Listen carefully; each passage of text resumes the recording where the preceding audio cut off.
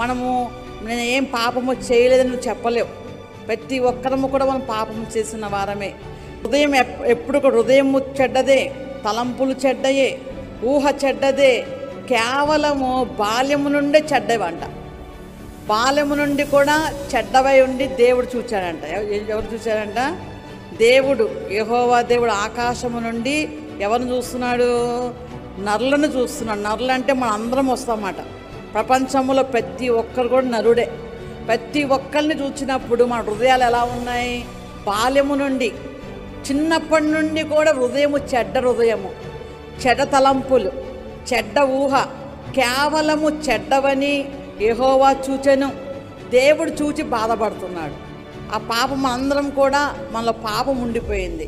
మరి యెషయా గ్రంథంలో యెషయా అంటాడనమాట, మొదటి అధ్యాయం 6వ వచనంలో ఏముందంటే, తల మొదలుకొని పాదాల వరకు కూడా పచ్చి పుండులు మాట. పాపముతో ఎక్కడ కూడా భయంకరమైన పాపము, ఎంత కూడా పుండులతో ఉందంట మన పాపము. అది తల మొదలుకొని తల నెత్తు నుండి పాదాల వరకు కింద వరకు ఎక్కడ చూసినా పాపమే. ఆ పుండ్లు వలె ఉన్నమాట మనము. మరి పాపం పోవాలంటే ఏం చేయాలా? యేసు ప్రభువారు కూడా ప్రతి ఒక్కరు మనం చేసే పాపాలన్నీ కూడా, మన బాల్యము నుండి ఇప్పటివరకు పాపాలు చేసే పాపాలన్నీ ఒక్కొక్కళ్ళు మనము ఈపి మీద పెట్టినట్లయితే ఎంత బరువు ఉంటుంది? ప్రతి ఒక్కరి మీద మనం మోయగలుగుతామా?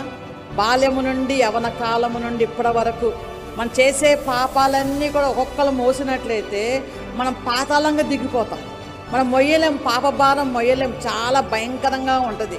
మనసు నెమ్మది ఉండదు, సంతోషం ఉండదు, ఆనందం ఉండదు. పాప భారం మోసేవారు ఎప్పుడు సంతోషంగా ఉండరు. ఈ లోకములు అన్నీ ఉన్నా కూడా సంతోషం ఉండదు. నీకు ఉద్యోగం ఉన్నా సంతోషంగా ఉండవు, ఇల్లున్నా సంతోషంగా ఉండవు, ఏమున్నా సంతోషంగా ఉండవు. నువ్వు పాప భారం మోస్తున్నావు కాబట్టి. పాప భారం చాలా భయంకరమైనది. అది మనం మొయ్యలేము. మనం మోసినట్లయితే కిందకి వెళ్ళిపోతాం, పాతాళం దిగిపోతాం. మనం ప్రతి ఒక్కరి మీద మనకి పాప భారము మోపబడింది.